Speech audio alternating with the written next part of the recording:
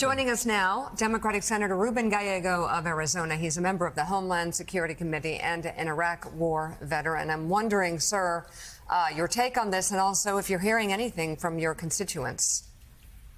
Well, I'm hearing a lot from men and women that I served with, people that are in the military, that they're very concerned that this is an administration that just doesn't really care and is more worried about how they look than the actual operational security of their missions.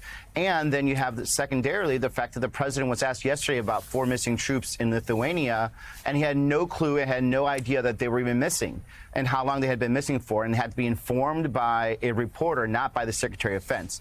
What's happening here is just absolute amateur hour. Secretary of Defense Hegseth was never ready, was not qualified for this job. We all knew it. We had all said it repeatedly, and now it's born to be true. And then to go and lie, and the American public, they may not be experts, they may not be military experts, but they know if you're saying bombs are about to go, they know that you're revealing something that should not be revealed. And the fact that they're just continuing with this lie instead of accepting the truth and showing actual leadership, it's just a horrible example for the rest of our armed services, members of the armed services. And the fact is, it also just really calls into question, what is going on at our National Security Council level. And if I was an ally, I'd be even more worried. Well, talk about that. Talk about Lithuania and the 4 American troops found on the border of Belarus. And again, the question, why wasn't the president informed of that by his Secretary of Defense?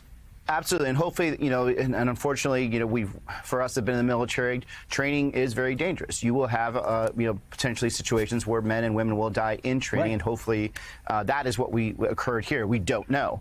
But the problem is the president did not even know that there was 4 troops missing on the border of a hostile state, Belarus, 4 American troops, and was informed by a reporter about this in the Oval Office. Now, what is going on here? The president doesn't know what's going on with the National Security Council, doesn't know that, when they're talking, and he's just basically brushing this all aside. This is setting up for a horrible scenario when it comes to our national security.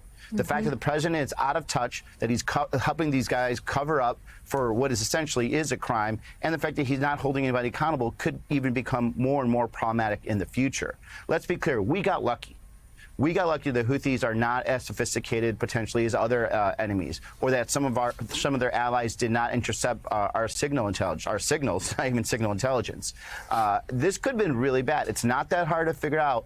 When you start saying where our platforms are coming from, what time they're launching, and when you say they're attacking the Houthis because your frickin' signal chat group is called Houthis PC group, there's only a certain amount of areas that our airplanes could have come through, and that would have been a horrific situation if they had anti-air capability at that point. And again, let's be clear about this. They sent, whether they want to call it war plans or attack plans, or whatever they want to call it, we sent details. Yes. That would never be sent, Jonathan Lemire, the way they sent it. They sent all of this over iPhones. Yeah. Over iPhones. And likely personal phones, in at least some of these cases.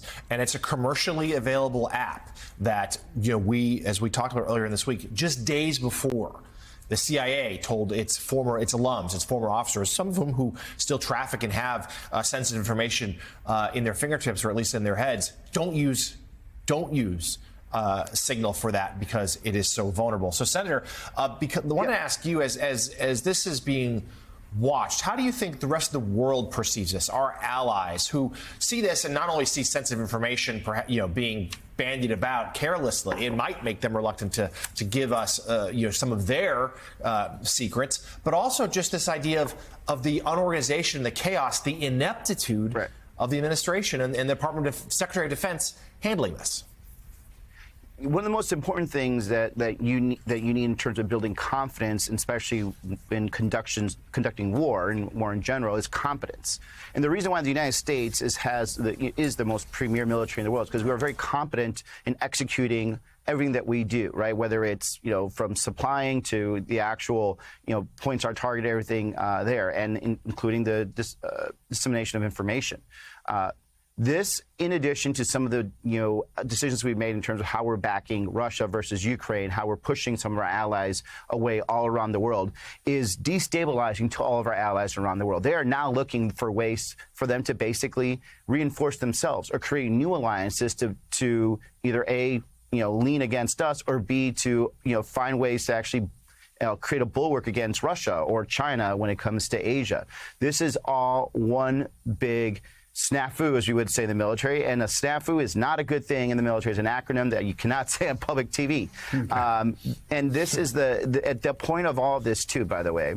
For someone like Hegseth, who values the warrior ethos, I was an infantryman in Iraq. I was a door kicker just like he was. The most important thing you have to do as a leader is be accountable. If you aren't accountable, then your men and women don't trust you. And he is showing exactly the wrong ethos to that. And it's extremely dangerous to the morale and to the leadership that you need to show if you're going to be the leader of the best and most lethal armed service in the world.